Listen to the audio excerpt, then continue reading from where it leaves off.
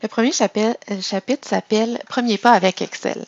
Donc, on va voir des informations de base qui sont importantes pour bien travailler avec Excel.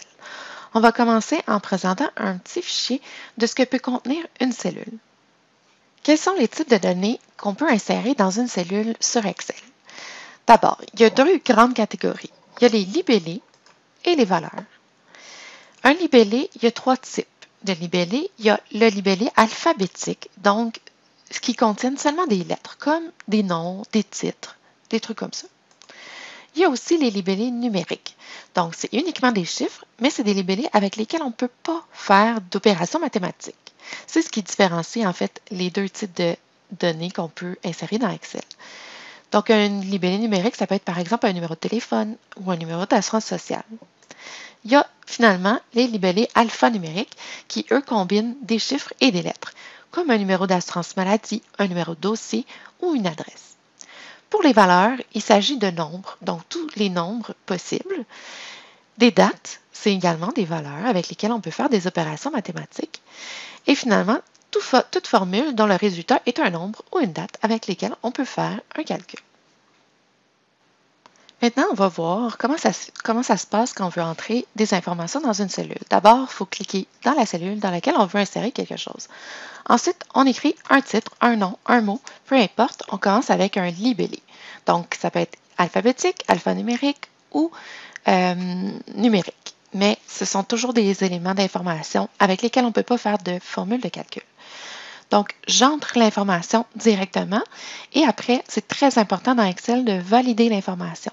Vous avez 4 façons avec lesquelles vous pouvez valider. La première et la plus utilisée, c'est la touche Entrée. Donc, vous appuyez sur Entrée, ça valide l'information. Vous avez aussi les flèches de directivité, vous avez le crochet de la barre de formule et vous avez la touche Tab aussi qui peut fonctionner. Donc, dans mon cas, j'ai appuyé sur la touche Entrée et la donnée est validée. Je peux entrer aussi des informations sur plus d'une ligne. Donc, si par exemple, j'écris mon prénom et je veux faire un saut de ligne, je dois appuyer sur les touches Alt Entrée sur PC ou Option Entrée sur Mac. J'appuie sur Alt Entrée ou Option Entrée et j'arrive sur une deuxième ligne dans la même cellule.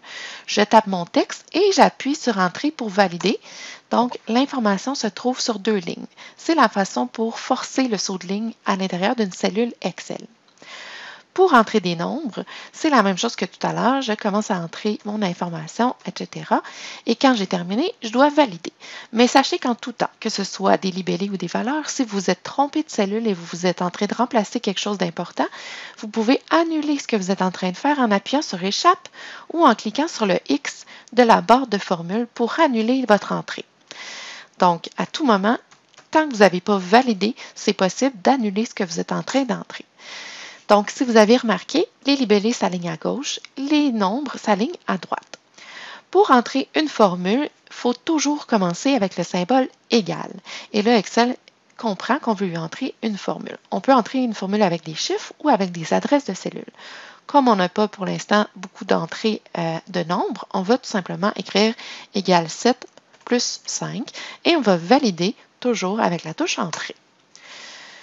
Donc, j'ai le résultat qui s'affiche dans ma cellule, mais quand on clique sur la cellule, on va voir que dans la barre de formule, on va voir le contenu, c'est-à-dire la formule de notre cellule. Quand vous voulez changer le zoom d'affichage, n'oubliez pas que CTRL et la molette de la souris ou commande et glissement sur la souris pour Mac fonctionnent bien. Donc, si je glisse vers le haut ou vers le bas, je vais faire un zoom avant ou un zoom arrière. Pour la sélection, si je veux sélectionner une cellule, je clique dans la cellule et elle est sélectionnée. Quand j'ai toujours une croix blanche comme ça, je peux sélectionner plusieurs cellules. Je clique et je glisse pour sélectionner une plage de cellules. Quand je veux sélectionner des cellules qui ne sont pas côte à côte, je sélectionne une première plage de cellules. Ensuite, j'enfonce CTRL et je viens sélectionner une deuxième plage de cellules, des cellules qui ne sont pas contiguës. Donc, avec un Mac, c'est la touche Commande qui va me permettre de réaliser une plage de cellules non contiguës. Pour sélectionner des colonnes, je clique sur les en-têtes de colonnes. Si j'en ai plusieurs, je clique et je glisse. Je peux enfoncer CTRL ou Commande et je peux aller sélectionner d'autres lignes qui ne sont pas nécessairement continues. d'autres colonnes, c'est-à-dire. Je peux faire la même chose sur les lignes. Je sélectionne les lignes en cliquant glissant. Et si je veux sélectionner d'autres lignes qui ne sont pas juste à côté, j'enfonce CTRL ou commande et je sélectionne les autres lignes. Si je veux sélectionner la feuille au complet, je peux faire CTRL A, mais il va détecter les données puis il va sélectionner le petit tableau. Mais si votre feuille est vide, il va sélectionner au complet. Ou vous cliquez à l'intersection de l'entête de lignes et de colonnes ici, vous cliquez et ça sélectionne la feuille en entier. Si vous voulez modifier une donnée qui est déjà entrée dans une cellule, vous pouvez double-cliquer pour entrer en mode édition. Sur PC, on peut appuyer également sur F2. Donc, je double-clique, j'entre dans la cellule et là, je peux me promener avec les flèches de directivité à l'intérieur de ma cellule pour venir effacer ou remplacer du texte. Quand j'ai terminé, je valide avec l'appui sur la touche Entrée. Je peux aussi remplacer du texte. Pas besoin d'effacer pour remplacer, il suffit de taper par-dessus. Donc, je me place sur la cellule dans laquelle je veux remplacer le texte et j'écris le texte de remplacement et je valide. Donc, inutile d'effacer. Vous avez constaté que ça conserve la mise en forme. Donc, même si j'efface et que je réécris, la mise en forme est conservée. Si je veux effacer le contenu d'une cellule, j'appuie sur le bouton Supprime ou Delete, retour arrière. Donc, moi, je préfère Supprime parce que je ne vais pas entrer en mode édition, mais Delete, ça me permet d'entrer en mode édition de la cellule. Donc, j'ai effacé le contenu, mais si vous voyez, j'écris, ça va avoir conservé le format. Si je veux effacer la mise en forme, et je dois passer par un bouton dans le ruban Accueil. Ici, sous PC, c'est une forme d'efface. Sur Mac, c'est un X rouge.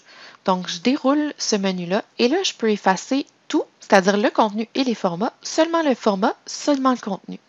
Donc, on verra aussi pour les commentaires et les notes ou les liens par texte plus tard. Donc, je vais effacer la mise en forme. Je vais cliquer sur Effacer les formats.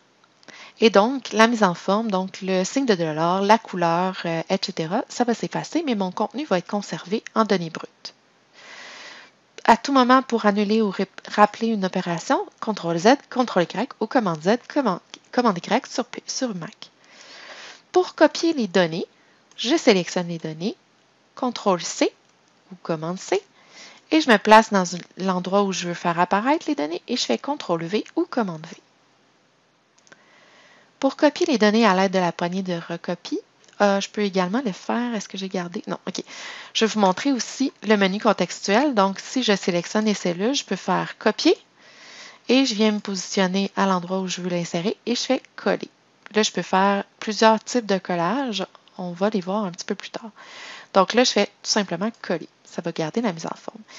Et pour copier avec la souris, je vais pointer le contour. Sur PC, ça fait une flèche avec 4 pointes noires et une flèche blanche. Sur Mac, ça fait une main. Donc, j'enfonce CTRL ou commande et je glisse les données. Comme ça, je peux permettre de faire une copie. Je peux copier aussi à l'aide de la poignée de recopie. Donc, je vous rappelle que la poignée de recopie, c'est le petit carré dans le coin inférieur droit de ma sélection ou de mon pointeur. Et là, je sélectionne ce que je veux copier et je clique et je glisse la poignée de recopie vers le bas. Ça va répéter ma sélection dans l'ordre. Pour déplacer, CTRL-X et CTRL-V permet de déplacer. Commande-X, Commande-V sur Mac. Et si je veux déplacer, je me place sur le contour de ma sélection et sans appuyer sur aucune touche, je glisse tout simplement les données à l'autre emplacement. Donc ça, c'est comment déplacer avec la souris. Pour sélectionner une plage pour l'entrée de données, ça va faciliter un peu l'entrée des données si vous sélectionnez à l'avance la plage que vous avez besoin. Donc ici, par exemple, je pourrais écrire prénom. Et là, j'appuie sur Entrée et là, j'écrirai le prénom. J'appuie sur Entrée, là, j'écris le nom. J'appuie sur Entrée, j'écris le nom de famille. Et si je veux reculer parce que je me suis trompée, c'est majuscule Entrée. Et là, c'est nom, je vais écrire nom de famille. Et là, je rappuie sur Entrée. Entrée, ville, Entrée, Laval. Et si j'appuie sur Entrée, je reviens au départ. Donc, je m'assure de conserver dans ma zone sélectionnée mon pointeur et de ne pas entrer d'informations ailleurs. Si je veux entrer simultanément dans plusieurs cellules la même information, je sélectionne les cellules, je tape l'information et j'appuie sur CTRL-Entrée ou Commande-Entrée sur Mac. Et ça va écrire la même information dans toutes les cellules sélectionnées. Si je veux continuer l'entrée des données, je peux répéter, par exemple, si je tape E, il va me proposer O. Si ce n'est pas ce que je veux, je continue d'entrer mon information. Si c'est ce que je veux, je peux immédiatement valider l'information. Si je tape C pour café et que je veux plutôt avoir du cola, bien, je peux tout simplement le taper, puis ensuite je valide. Si je veux voir la liste déroulante de choix, je peux faire un clic droit sur la cellule vide qui est en dessous. Il faut que ça soit directement en dessous. Je ne peux pas avoir de cellule vide entre. Et je choisis liste déroulante de choix. Je vais avoir toutes les possibilités qui touchent à la cellule au-dessus. Pour le remplissage instantané, si vous avez 4 enregistrements, donc ici des enregistrements, c'est des entrées. Ici, j'ai 6 noms différents. Si vous en avez 4 ou plus, ça va fonctionner sans que vous ayez faire appel au bouton. Sauf sur Mac, ça ne semble pas fonctionner à moins d'utiliser le bouton. Donc, je vous montre les deux méthodes. Le remplissage instantané va me permettre de fractionner des données ou de remettre ensemble des données qui ont été fractionnées. Si je me place tout de suite dans la colonne prénom et que je tape Mathieu, et j'appuie sur la touche Entrée. Il ne faut pas jouer avec la souris. Maintenant, je tape A pour Alexandra. Et là, il me propose Alexandra. Puis en dessous, en pâle, il me propose tous les autres prénoms. Si je suis d'accord avec ça, j'appuie sur Entrée pour valider et tous les prénoms vont être insérés dans la colonne Prénom. Je peux faire la même chose dans la colonne des noms. Je tape Bernard, j'appuie sur Entrée, je tape un C. Et là, il me propose les noms de famille de tout le monde. Et je clique sur Entrée pour valider. Ça s'appelle du remplissage instantané. Si jamais ça ne fonctionne pas parce que vous êtes sur Mac ou parce que vous avez moins de 4 enregistrements sur PC ou peu importe la raison, vous pouvez également taper la première occurrence comme ceci, sélectionner la plage sur laquelle vous voulez faire le remplissage instantané et dans l'onglet Accueil, vous avez un bouton de remplissage instantané ici et vous sélectionnez Remplissage instantané. Et il va faire exactement la même chose. Donc, je sélectionne la première information et je viens cliquer sur le bouton Remplissage instantané. Et ça va faire exactement la même chose. Les séries incrémentées sont très, très pratiques. Ça nous évite d'avoir à taper une série de chiffres ou une série de textes, donc des mois, des dates, etc. Donc, pour faire une série incrémentée qui a des bons de 1, donc 1, 2, 3, 4, 5, je tape le premier chiffre pour commencer ma série.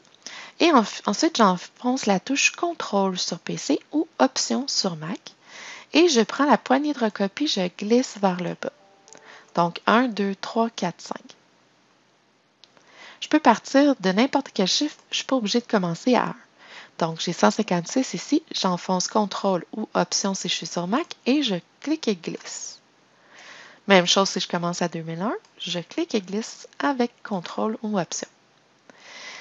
Vous pouvez faire des séries incrémentées de mois ou de périodes ou de dates. Donc, au besoin d'aucune touche, on sélectionne la cellule juin, on prend la poignée de recopie, on clique et on glisse. J'inscris une date, je prends la poignée de recopie, je clique et je glisse. Et la combinaison de texte et de chiffres, je peux également cliquer et glisser pour faire une série incrémentée. Si je veux faire une série incrémentée avec des bons différents de 1, j'écris les deux premiers chiffres. Donc, par exemple, je veux faire des bons de 5 et je veux commencer à 5. J'écris 5 et 10. Je sélectionne les deux, j'utilise la poignée de recopie sans aucune touche enfoncée et je glisse la poignée de recopie. Donc, si je veux faire plutôt des bons de 10, j'écris 10. Oups, il pense que c'est une date. On va juste aller changer ça ici pour standard. Donc, j'écris 10, j'écris 20. Je sélectionne les deux et je glisse ma poignée de recopie pour avoir des bons de 10.